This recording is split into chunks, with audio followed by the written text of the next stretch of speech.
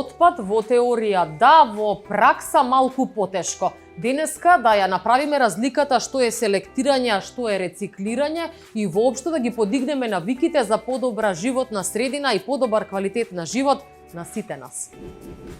Сите предмети кои повеќе не им се потребни на луѓето и тие имаат намера да ги отстранат, односно да се ослободат од див, се всушност отпад. Секојдневното произведување на ѓубре во домакинствата, отпадоците од разни производи и сите амбалажи или пакувања, стари автомобили, стари телевизори, градинарски отпад, стари канти и слично, укажуваат на тоа дека секојдневно се произведува огромно количество на различни видови отпад. Статистиката вели дека над 1,8 милиарди тони отпад се создаваат секоја година во Европа, што значи дека по лице таа бројка изнесува 3,5 тони. Со овие огромни количини на отпад кои се произведуваат, од витално значење е управувањето со него и да се одвива истото на таков начин што нема да предизвика никаква штета по здравјето на луѓето или врз животната средина. Постојат голем број на различни опции на располагање за третман и управување со отпад, вклучувајќи превенција, минимизирање, повторна употреба, рециклирање, добивање енергија, отстранување и депонирање. Согласно политиките на Европската Унија, депонирањето се смета како последна опција и треба да се користи само кога сите други опции се исцрпени, односно само отпадот кој не може да се зачува, повторно да се користи, рециклира или на друг начин да се истретира, потребно е да се депонира. Додека неопасен отпад е оној што не поседува ниту едно од својствата на опасниот. Управувањето со отпадот е дејност, односно активно што вклучува операции за собирање, транспортирање, складирање, преработка и повторна употреба, како и отстранување и промет на отпад, вклучувајќи го и надзорот над овие операции, но и мерките за заштита на животната средина, животот и здравјето на луѓето за време на работата на објектите на инсталациите за отстранување на отпад, како и грижата за инсталациите по престанокот на нивната работа или за локациите каде отпадот е отстранет, вклучувајќи ги активностите преземени од страна на посредникот и трговецот со отпад. Во прв план денеска истакнуваме многу актуелни теми, меѓутоа можеби и не доволно познати во широката јавност. Затоа со мене денеска прв соговорник овде е Борчо Кузмановски, генерален менаџер на Гуматек и Оилтек. Можеби во самата најава тоа и не ви значи многу, меѓутоа доколку останете со нас и го проследите разговорот, ќе видите колку всушност ќе влијаеме значително да ја подигнеме свешта со Борча за она што се вели рециклирање и селектирање на отпад. Борче, најпрвин добар ден. Добар ден. Првото прашање буквално оди во таа насока. Ајде да направиме разлика и на еден начин едукација, што е рециклирање, а што селектирање на отпад. Така, тоа многу често граѓаните знаат да го помешаат. Значи селектирање на отпадот значи одделно собирање на оној отпад што ние го произведуваме во нашите домови, во индустриите и така натаму. А рециклажа значи преработка. Значи преработка на самиот отпад во нови производи или за истата намена или можеби за некоја нова намена. Тука вклучува и преработка на органски и неоргански материи, но не за користење на енергија. Тоа е по дефиниција што представува рециклажата. Јас морам да признам дека во подготовките на оваа емисија, како никогаш досега, се соочив со низа на законски постапки, правилници, се останато толку е комплексна целата ситуација, или доколку не го работите тоа, затоа ми изгледа мене така? Најверојатно е ради тоа, меѓутоа затоа има посебна фила што се занимава само со отпад. Мене лично навистина ми е драго дека темата отпад стигна толку високо во општеството да се разговара, бидејќи отпадот многу често знам да кажам е нешто со кое нема компромис. Ние мора да најдеме начин како да се справиме со него. Имаме сериозна регулатива, ќе отвориме тоа прашање подоцна, како се постапува со отпад, добри пракси за управување со отпад и како да го намалиме влијанието врз животната средина. Така, тоа се чини она клучно прашање кое доаѓа како круна на сето ова што стои во позадина. Каква е свеста за селектирање, потоа за рециклирање, ке рековме, ке зборуваме подоцна? Па, интензивно се работи на подигање на свеста. Меѓутоа, сигурно не е на задоволително ниво. Тоа ни го кажуваат извештаите кои ги добиваме, за кои количини на отпад, зависно за кој тек на отпад, меѓутоа генерално сите текови на отпад не се собираат и селектираат во такав процент колку што ние сакаме или колку што продуцираме. Подигање на јавната свест мора да биде континуиран процес и не може да очекуваме резултати за 1 или 2 години, меѓутоа треба постојано да инвестираме во тоа. Постојано да има обуки, предавања, тренинзи, укажување на што е правилно, што не е правилно и директно да се влијае и кај најмладите. Кај најмладите најлесно се развиваат нови навики и се најпослушни. Не дека повозрастните не треба да го пратат тој тренд, меѓутоа кај нив најлесно може да влијае. Што се однесува до најмладите, претпоставам дека со имплементација на селектирање на отпад веќе во училиштата се подига некако свеста и им ставате до знаење дека тоа е значајно. Што правиме со оние кои се веќе надвор од училишните клупи? Кој е начинот на нивна едукација? Сите треба да бидат вклучени во овој процес на управување со отпад. Значи сите треба да го даеме својот придонес. Некои го добиваат можеби формално во училишните клупи, како што споменавте, некои неформално во други начини. Дали тоа ќе биде преку медиумите, преку радијата и така натаму. Ние постојано организираме и обуки, и тренинзи, користиме и социјални медиуми и тоа треба граѓаните да го пратат. Тоа се насоки како правилно да се однесуваме со отпад. Вие на почетокот направивте многу убава разлика што е селекција, што е рециклажа на отпад. Ова е вториот сегмент, како да пристапиме кон едукација. Третиот е едно прашање кое се наметнува, а што се може да се рециклира? Дали буквално се може да се рециклира? Од облека, пластика, картонски кутии, се она што го користиме во домот, стакло? Така. Секако дека може. Меѓутоа, некои од материјалите не се толку од интерес на инвеститорите. Некои материјали се рециклираат многу полесно, некои можеби во посложени процеси. Тоа може и не е толку главната причина колку што е економската исплатливост. Инвеститорите најинтересен им е оној материјал кој им е многу полесно достапен, а котира многу високо на берзата или може многу полесно да најде пласман, пазар, извоз за тој преработен материјал. Тука се соочуваме со проблем бидејќи селективно се бираат материјалите што се рециклираат. Кај нас има рециклажа на пластика, меѓутоа не на сите видови на пластика. Некогаш тоа е од економски причини заради неисплатливост, некогаш заради сложеноста на процесот да се рециклира, некогаш нема пласман, некогаш ја нема ни самата количина доволна за да се отвори таква инсталација, линија за преработка на тој производ. Јасно, а каква е законската регулатива? Јас веќе во најавата споменав дека се соочив со низа правилници и закони кога во прашање управувањето со отпад во Македонија. На потребно ниво е засега се регулирано или треба некои дополнувања? Ние имаме многу сериозна и добра законска регулатива. Таа е во сила од 21 година со некои одредби што почнуваат од 24 година. Меѓутоа станува збор за пакет од 6 закони кои што ги уредуваат сите текови на отпад. Значи, можеби до сега сте слушнали, актуелно е за пакување и за електронски отпад, а од оваа година уредени се и се работи на да се имплементира таа регулатива за гуми, масла, возила и текстил. Кога сме веќе кај тој сегмент, тоа е она што вие конкретно го работите. Така е. Што се однесува до Гуматек и Оилтек, вие сте таму рековме генерален менаџер и тоа се рециклажата на гуми и моторни масла. Кажете ми, принципот од селекција до рециклажа и суровини кои што се добиваат, како оди? Еве, најпрво би кажал дека управувањето на отпад е процес и збир на повеќе активности, како собирање, транспортирање, рециклирање и така натаму. Преработка во финални производи. Конкретно, нашите компании станува збор за колективни постапувачи кои наплаќаат на доместок од производителите на тој тек на отпад. Или ако не се производители, се увозници на тој тек на отпад. Работиме по законот проширена одговорност на производителот.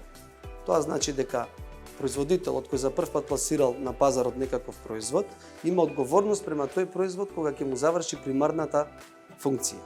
Односно, во мојот делокруг, ако увеземе гуми, ги пушти производителот на пазарот, има одговорност кон тие гуми кога ќе се истрошат.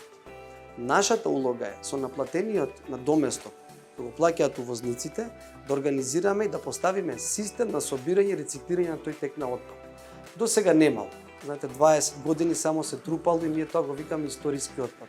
Меѓутоа, тоа не значи дека треба да го ставиме да скапува во депониите или да се злоупотребува, да се користи за нелегални активности, како што се горење на гуми и така натаму. Нашата цел е да Тоа се поставиме рефлектира потоа и врз здравјето и се вкупната животна Апсолутно. средина. Значи прави притисок врз животната средина, но влие и врз здравјето на луѓето. Затоа нашата цел е да поставиме систем, функционален систем на собирање, транспортирање и преработка на овие текови на отпад кои ги споменавте. Има ли Македонија рециклирачки капацитети за управување со отпад? Има. Можеби не се доволно, меѓутоа и дефинитивно Треба има. се развива тоа поле. Па, јас зборам за гумите и за маслата. Да, сега во тој ви контекст ти кажам ве прашувам, многу најдобро, така. Да. Во тој дел имаме неколку капацитети кои работат во Македонија, кои ги преработуваат и гумите и маслата. За некои текови на отпад, дури рециклаторите мора да увезуваат од соседните земји, што е жалосно, бидејќи голем дел од отпадот завршува во депонија, а они се приморани да купуваат од странство. За гумите и за маслата имаме капацитети и тоа функционира одлично во моментов. А зошто за одредени текови на отпад нема доволно голем интерес? Рековте, дел од нив се увезуваат, за некои нема доволен интерес. Повторно едукацијата проблем или навиките? Па тука проблемот е мултидимензионален, би рекол. Добре. Значи тука имаме од една страна може да е економски неисплатливо за инвеститорот да инвестира во одреден тек на отпад бидејќи има ниска економска вредност. И не му е од интерес. Тука треба да се пристапи поинаку. Дали да се добијат субвенции од колективните постапувачи, дали можеби државата да направи некој даночно олеснување, меѓутоа не сме да дозволи тоа да останува покрај континерите или по нелегалните депонии. Друг проблем е, пак се зависи за кој тек на отпад зборуваме, меѓутоа дел од тој отпад завршува на депониите затоа што претходно не бил правилно селектиран. Можеби тука имаат вина и институциите кои не поставиле систем за селекција на тој отпад, меѓутоа завршиле заедно во контейнерот за комунален отпад, се рипнале сите чекори, нема селекција, нема преработка, не се искористува за енергија, директно се оди на последната варијанта е таа депонирање. И кога ќе оддепонирате тој материјал, више ја изгубил вредноста која има првенствено и добрите состојки и веќе сте приморани да увезувате од тој материјал. Звучи темата многу комплексно, меѓутоа рековте кога ја работите, кога ги познавате сите регулативи и тоа не е така. Колку Европската унија дава поддршка преку одредени субвенции, проекти за сето ова да функционира во вакви помали, да кажам, средини? Проектите од Европска унија дефинитивно се присутни на нашите простори. Самата регулатива која збориме е адаптирана од европската регулатива. Тоа е со приближувањето кон пристапните преговори со ЕУ. Едни од условите беа и да се усвои оваа законска регулатива. Не е проблем да се усвои, многу поголем предизвик е да се имплементира. Така. Секогаш Тоа што отсуствува кај нас е имплементацијата. Затоа ние ги правиме овие напори, работиме согласно законите, инвестираме во систем на поставување на систем за управување со отпад и паралелно со тоа подигаме јавна свест. Ке може ли само накратко, повторно ќе ве вратам на вашата делатност, како оди начинот на селекцијата на отпадни гуми и потоа нивната пренамена? Ги зборувам отпадните гуми затоа што сега веќе период, морам вака народски да се изразам, на подготвување на зимница. И тие знаат да бидат некогаш вистинско гориво за подготвување на зимница. Звучи смешно и парадоксално, меѓутоа во подоснежните зимски периоди ние несовесноста ја чувствуваме на свој грб. Буквално сите кои живееме овде од неправилно селектираниот отпад и неговото неправилна намена и користење. Ова е најлошиот пример за искористување на енергија што го спомнавте. Токму против ова и се бориме. Значи досега бидејќи немало толку силна регулатива, гумите кои биле искористени биле натрупувани во самите сервиси. Самите сервиси пробувале да најдат начин како да се ослободат од тој отпад. Меѓутоа сега со стапување во сила на овој закон, они имаат обврска да имаат договор, да случат договор со рециклатор со таа шифра што смее да се преработува. И сега они веќе имаат одговорност за целата количина што ја продале, толку гуми примиле назад од самите потрошувачи, сите тие гуми да завршат кај рециклатор. Тоа е еден затворен систем кој се води со специјални транспортни формулари идентификациони и буквално не може да таа количина да излезе на страна. Што они ги селектираат, ги чуваат во во складиштето, во самиот двор каде што работат, во самиот сервис. Ние како колективен постапувач го организираме тоа собирање, транспортирање со лиценцирани компании, да оди до лиценциран рециклатор, тоа се посебни ентитети, а лиценцираниот рециклатор, зависно кој му е крајниот производ, може да прави, во нашиот случај гумите кај нас не се работи пиролиза, се искористува за преработка и се прави пиролитичко масло и карбон блек искача како производ. Карбон блек е материјалот од кој се прави гумата, после се враќа повторно во употреба. Металот е многу лесно, металот се оди повторно во челичарниците. А маслата? Маслата исто има неколку начини на преработка, се преработуваат и се доаѓа во неколку производи може да дојдете, меѓутоа кај нас се доаѓа до базно масло или до екстра лесно масло. Ова се интересни теми. Кажете ми, колку се одржливи овие проекти? Вие ги работите, веќе рековме, повеќе од 2 децении. Што покажуваат низата искуства досега? Да се одржливи во економска смисла на зборот, некој повеќе, некој помалку. Меѓутоа, како што напоменав на почетокот, со отпадот нема компромис. Ние мора да најдеме начин како да бидат одржливи. Дури рециклаторот, кога почнал да работи, во меѓувреме ако му се смениле околностите, односно берзанските материјали со кои работи, А се случува? Се случува, да намалат својата вредност. Затоа се тука колективните постапувачи да го помогнат тој систем да функционира преработката на тој тек на отпад, во случајов да речеме гумите.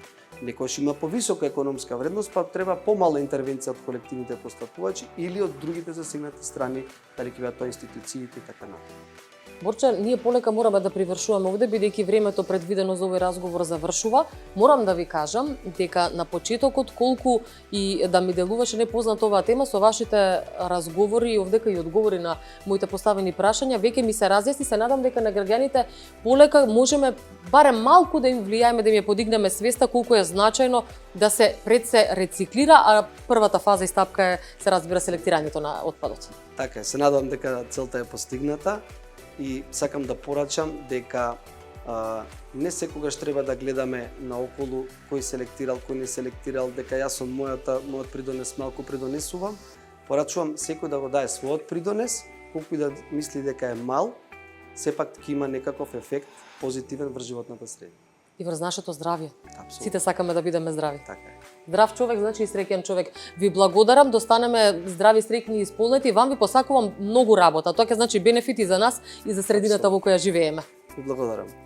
Останете со нас, продолжуваме на тема отпад, како тој се имплементира и во општините, меѓутоа рековме по кратката пауза се враќаме повторно во студиото. Општина Аеродром е една од општините која го имплементира проектот ЕУ за општините под името Clear Air Drom или нула цврст отпад во општина Аеродром. Целта е да се придонесе кон зголемена одржливост на урбаното живење во оваа општина преку воведување иновативен систем за управување со отпад. На прашањето кој дел од отпадот што го генерира вашето домакинство светате дека наједноставно може да се рециклира, дури 85% сметаат дека наједноставно за селектирање, а потоа и рециклирање е она што е направено од пластика или пластичните пакувања од производи, а дури потоа картонските кутии и производите од хартија. Како најголема причина поради која жителите на општина Аеродром не биле во можност да го зголемат својот удел во управувањето со отпад е наведена немањето различни канти за отпадоци кои ќе го олеснат процесот на селектирање, а потоа и рециклирање на направениот отпад. Секако дека во ова истражување постојат уште неколку интересни прашања и одговори, но она што треба да се наведе за крај се заклучоците, дека граѓаните имаат најголем интерес да го рециклираат отпадот од пакувањата, и пластични и картонски, и дека најчестата причина зошто граѓаните не го управуваат отпадот е дека немаат соодветни канти за отпадоци за истото.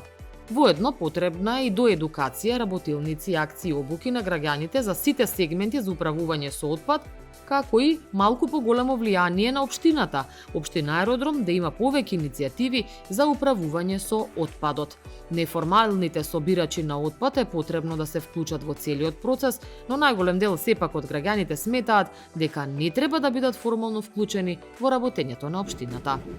Се враќаме во вториот дел од емисијата во прв план. Повторно зборуваме на тема отпад. Како што рековме, денеска едуцираме, ја подигаме јавната свест и пред се за поздрава животна средина треба да научиме да го селектираме, а потоа и да го знаеме значењето на рециклирањето на отпадот. Денеска со мене, втор гостин овдека во студиото е Братислава Танасковиќ, раководител на проект поддржан од Европската унија токму за управување и селекција на отпад. Братислава, добар ден. Добар ден, Наташа. Благодарам на поканата и драго ми е што ќе имам можност денес да го представам проектот кој што општина Аеродром го спроведува од 2022 година. Значи веќе активно 2 години вие имплементирате нешто што треба да ја поддржи животната средина. Општина Аеродром е избрана како општина каде што е најзагаден воздухот, затоа таму се имплементира или? Не баш, се работи за грант од Европската унија во рамките на ИПА-2 програмата, унапредување на локалните услуги. Општина Аеродром е заедно со уште други 7 општини во оваа група на програма која што се нарекува ЕУ за општините. Вредноста на овој проект, каде што ЕУ е најголемиот донатор, изнесува околу 600.000 евра. Истиот проект е кофинансиран од Швајцарската развојна агенција. Големата слика на овој проект е унапредување на урбаното живење на граѓаните, подигнување на нивната свест, вклучување на најмалку 10.000 домаќинства и на крајот она што е видливо и најбитно за сите граѓани е воспоставување на систем, иновативен систем за управување со отпад. Колку сме ние блиску до воспоставување на тој систем или сме се уште во почетната фаза на подигање на јавната свест? Ние сакаме да се потрудиме преку овој проект барем да овозможиме минимум инфраструктура. Затоа можеби последнава година го нарекуваме пилот проект, пошто свативме дека во текот на имплементацијата моравме да модифицираме некои работи во ОД, заедно со нашите партнери Go Green, односно Биди Зелен, невладината организација и Omnium Coaching и Тренинг. Како општина Аеродром се јава како координатор и носител на проектот. Нашите партнери секој во својот домен придонесува со советување, водење на одредени активности, обуки и давање на насоки. Она што произлезе е дека всушност проектот ќе овозможи 11 машини за одлагање на тој отпад, ќе овозможи едно возило за обслужување на тие машини и ќе овозможи 10.000 сетови на торби за домашна, односно така наречена примарна селекција на отпад во домашни услови. Зборуваме за отпад од пакување, конкретно пластика и лименки, иако торбите ги овозможуваме и за домашна селекција на хартија. Во лето кога заднаци имавме 2 грандиозни спортски настани како Европско првенство и Олимпијада, претпоставам дека токму пластиката од пијалоците е една од најрециклираните ова лето кај нас. Кажете ми свесноста кај граѓаните во ова 2-годишно искуство, што вели, се расположени за да селектираат отпад или некако тешко се менуваат навиките? Во рамките на проектот минатата година ние го истраживме мислењето на граѓаните, конкретно на општина Аеродром. Различни возрасти, значи возрастни групи и претежно граѓани, значи цивили, додека околу 15% анкетиравме и од бизнес заедницата. Она што произлезе дека да, тие се расположени, најмногу им е најлесно да рециклираат и да селектираат пластика, најмногу во нивниот домашен отпад е присутен отпад од пакување. Меѓутоа смета дека општината треба да се заложи повеќе околу подобри обуки, иницијативи, вклучување, поддржување на тој систем на собирање на отпад, како и овозможување на инфраструктура. Токму тоа ни се докажа преку проектот дека навистина е оправдан. Нашата цел до крајот на оваа година ќе биде да овозможиме негова одржливост. Она што го напоменав се тие машини кои што се поставени во училишните дворови на сите 9 основни училишта во општина Аеродром и 2 од машините се поставени во градинки. Целта е да имаме колективна свест и колективна одговорност. Имаме преку 8.500 ученици кои што годишно се во основните училишта, дополнително околу 2600-2500 дечиња кои што ги посетуваат градинки. Секој од нив користи отпад во домашни услови, меѓутоа целта е да земе учество да го вреднува тој отпад. Со тоа што колективно одлагање на отпадот во тие машини ќе биде вреднувано од општина Аеродром преку субвенции директно до училиштето, односно до градинката, со 2 пати во годината исплаќање на директни субвенции кои што се надвор од тие редовни дотации кои што тие ги примаат, исклучиво за проекти и активности кои што се врзани за дечињата, за нивната свест, за нивното директно учество во подобрување на животна средина и во учење на процесот за селекција и рециклирање. Тоа е институционалниот дел. Што правиме со домакинствата? Тие дечиња се практично дел од едно домакинство и се надеваме дека тие ќе бидат носители на пораката и директни учесници, мотиватори на своите родители да заеднички пред почетокот на наставата, во торбите кои што им ги имаме дадено, пристапат кон машините и донираат, рециклираат и го подобруваат својот живот, почнувајќи од својата заедница. Општина Аеродром ќе биде практично првата општина во Македонија која што ќе има ваков систем. Со тоа се на некој начин излегуваме од оние комерцијални шеми, пошто веќе на пазарот постојат вакви машини кои што даваат вредност на шишето на потрошувачите и сметаме дека масовниот одзив ќе биде навистина значаен и ќе ја вклучува поголемата заедница и ќе може да се реплицира и на другите општини. Што се однесува до првите резултати кои што ги имате, верувам дека се задоволувачки. Кажете ми односот на досега рециклирани производи во однос на кога почнавте од 2002 до 2004, како оди, што покажуваат истражувањата? Ние почнавме со студиска посета кај нашите соработници на проектот во Љубљана. Се работи за ВОКА Снага, јавното предпријатие за водовод и канализација, каде што ги научивме нивните чекори за овие 20 години како почнале и каде стигнале. Ќе морам да ве прекинам тука. Кога веќе сте била во Словенија, во една зелена земја, каков е принципот и навиките таму за селектирање и рециклирање на отпад во однос на она што ние го имаме овде? Многу се далеку? Можеме да им се приближиме? Далеку се. Далеку се. Малку тоа лично искуство, како оди таму? Поздрав. Меѓутоа, ангажманот на сите тие луѓе кои што работат во тоа предпријатие е, мислам, грандиозен. Зборуваме за личен ангажман, зборуваме за големи фондови. Значи тоа оди преку јавното комунално предпријатие во Словенија. Така. Добро. Зборуваме за големи фондови над 200.000 милиони евра. Зборуваме за организирање на повеќе општини, значи не е само Љубљана. РЦЕРО центарот практично обслужува повеќе од 20 општини. Меѓутоа и граѓаните низ овие 20 години на разноразни кампањи, па дури и низ герила кампањи и апсолутно почнувајќи од најмалите граѓани до најстарите, вродиле со плод. И секако регулативата која што ја кажа колегата кој што зборуваше пред мене, иако е поставена и добро втемелена, во пракса голема улога игра и наплатата, односно казните и наградите, како и дисциплинираноста на секој граѓанин. Искуството таму кое што го видовме не можеме целосно да го пресликаме и веднаш да го имплементираме, меѓутоа го адаптиравме за потребите на општината и за рамките на проектот за кој што е доделен на општина Аеродром. Неодамна, пред неколку дена имавме настан на кој што практично ја промовиравме таа машина за рециклирање. Сметавме дека е потребно да собераме ученици на еден јавен простор, да им покажеме што значи таа машина, кој е патот на шишето, не било кое шише има вредност на пазарот, значи не интересираат пет пластика, шишиња кои што се чисти, не интересираат лименки. И преку нашите соработници кои што ќе го собираат засега во името на општина Аеродром тој отпад, ќе има возможиме понатаму да го видат тој пат на шишето и целта е да им покажеме дека отпадот не е така прљава, неубава работа. До крајот на годината ќе испорачаме и обуки за дечињата.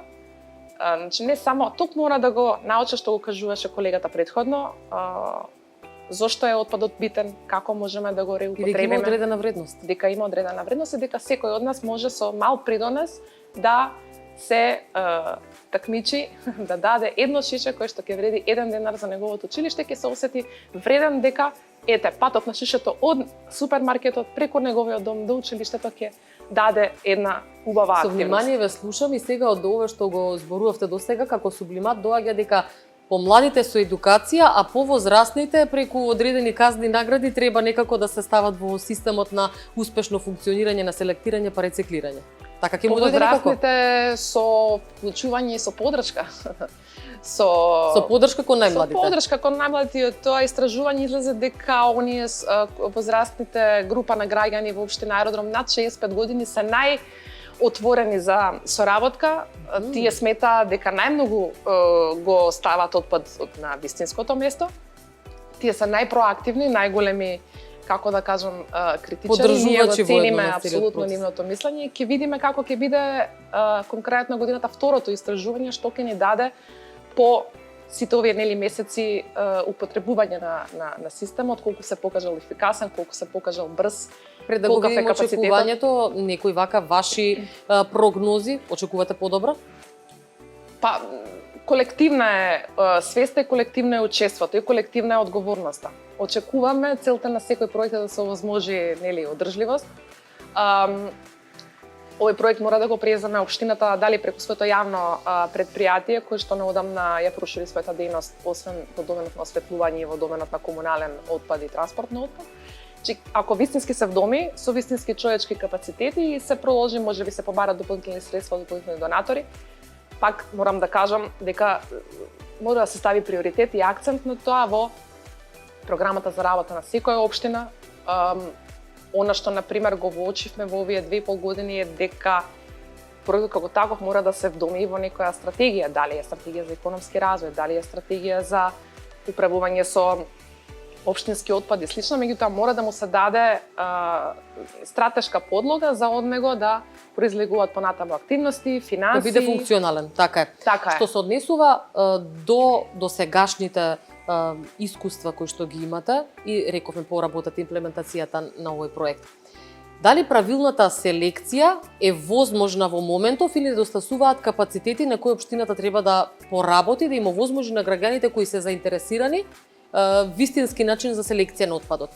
И друго, дали свеста за вистинско селектирање на отпад постои, бидејќи знаеме дека за да се реупотреби одредена суровина или отпад, таа треба да биде и во, да кажеме, одредена состојба, не премногу испрљана, замастена и сите оние детали кои следуваат со неа. Така е, за да еден отпад биде корисен и да има вредност, мора употребив, да биде чист и така мора да има, нели, да биде како чист материјал добиен од страна на собирачот, за да тој може понатаму активно да го постапува. Колегата пред мене одлично направи дистинција помеѓу што е селекција, а што е рециклирање.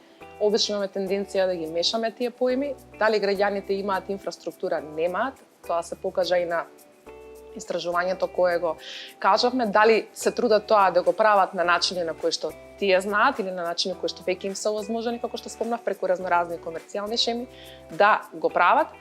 А свесноста тргнува, нели, од најмалиот нуклеус во општеството. Ако кај нас дома е така и ако успееме да дадеме добра слика на нашите комши, зборуваме за сериозна густина на население, иако по последниот попис некаде околу 80.000 жители има Аеродром, ние веруваме дека бројката е многу поголема. Се надеваме дека ќе се реплицира тоа влијание не само со тие 10.000 семејства кои што ние ќе ги обслужиме со тие торби за примерна селекција на отпад, туку и дека ќе побараат и повеќе или ќе најдат своји начини за да упатат апел до не само локалните, туку и градските, па и централните власти, за да направат многу повеќе во иднина и за да ги стават тие приоритети високо на своите програми за работа. Се продуцирали многу отпад во општина Аеродром? Мислам дека глобално го продуцираме на ниво на цела држава, меѓутоа што покажуваат вашите параметри? Генерирањето на отпад на просечниот македонски граѓанин е многу повисоко од оној во Европската унија. Конкретно општината нема податоци колку е тоа по глава на свој жител, меѓутоа тука се отвара прашањето за прекомерното создавање на отпад. Она хиерархија, нели, да се намали отпадот, да се реискористи и да се рециклира. Тоа е кругот и тоа е целта која што се сака нели да се постигне. Да не создаваме ѓубре, тоа е пораката. Така. Така е. Токму и овозможуваме нели инфраструктура, овозможуваме преку проектот и торби. Сега тие торби не се за пазарење, да напоменам, се практично буквално за селекција на отпадот во домашни услови и за негово однесување до машината. Меѓутоа да се Материјалот кој направен не е пластик. Така е. Меѓутоа тука и да не забораваме кампањата која што почна од пред 3 години, ако не се лажаме, за намалување на пластичните кеси во при нели малопродажбата и сите ние конечно научивме дека можеме и своји платнени торби да искористиме. Има многу хубави за таа намена. Така што таа хиерархија на reduce, reuse and recycle, ете, тука е некаде, само треба уште време, да се како и така. нашите колеги што видовме во Словенија, треба децении, не може се преку ноќ и не може се за пар години. Ова нека биде и воедно порака за крај на денешниот наш разговор. Навистина и Борче заврши во сличен контекст и вие, Братислава, да не создаваме отпад кој подоцна ќе ни пречи и ќе ја загадува животната средина, него паметно да размислуваме како да ги искористиме сите они потенцијали во домот за реискористување, а кога веќе нешто мораме, тогаш паметно да го одложиме. Така е. Ви благодарам уште еднаш и ви посакувам уште успешни проекти со цел подобра животна средина за сите нас, а тоа значи и почист воздух. Ви благодарам и вам и се надевам на следно гостување со некои нови иновативни концепти и идеи. Темата е секогаш актуелна. Благодарам уште еднаш. Размислувајте паметно како да го одложите отпадот, дали воопшто да го создадете и некогаш да го реупотребите, дали пластичното нешто, дали стакленото и се понатака што е во вашиот дом. Размислувајте паметно за здрав живот, за подобар воздух и за здрава животна средина и секако сето тоа во контекст на нашите најмлади и најмили кои им го доложиме тоа како заложба. Останатото време од во прв план го посветуваме на интересни вежби и предлог, избор, рецепт. Добар ден, денеска ќе вежбаме со пилатес топка, вежбите за обликување на целото тело. Следите не внимателно.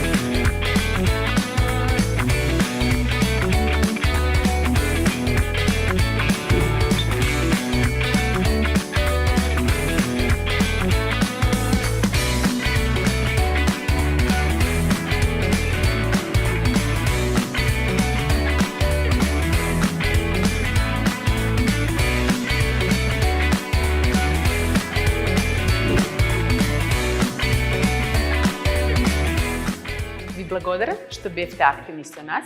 Останите во добра форма до следното видување.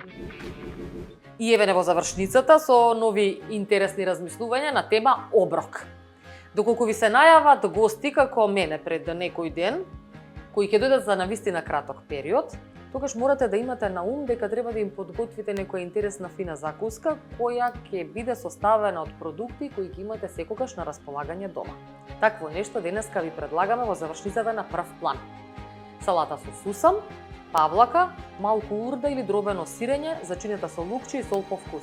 Толку едноставно, брзо и само подгответе фино шише ракија за дегустирање со она што ќе го добиеме како конечен финален производ. 100 грама тостиран сусам. Да појасниме, тостиран сусам сушто значи сусам кој е потпечен. Во интерес на времето, овде во емисијата, ние тоа веќе го направивме пред да ја снимиме истата и сусамот е изгладен и складиран. 100 грама сусам помешан со една кесичка урда, отприлика околу 250-300 грама, зависи која е количината на урда што вие ја купувате, и 2 мали павлаки. Кога сме кај сусамот, морам да напоменам дека при тостирањето треба да внимавате тоа да го правите на исклучително ниска температура, со постојано мешање и веднаш, кога тој ќе ја добие потребната златно-жолта боја, да го отстраните од тавата во која сте тостирале и да го префрлите во друг сат, затоа што процесот на тостирање може да продолжи, сусамот многу брзо гори и веднаш овој прекрасен ароматичен шмек што го има сега може да постане горчлив. Не посакувана е црната боја во овој рецепт, ние сакаме златно-жолтата, која соодветствува на финишот на летото и почетокот на есента. Во 100 грама истостиран сусам додаваме урда во нашиот случај, а рековме истата може да ја замените со мелено сирење, дробено сирење или нешто што е во потечна варијанта, а е налик на ова што ние го правиме денеска.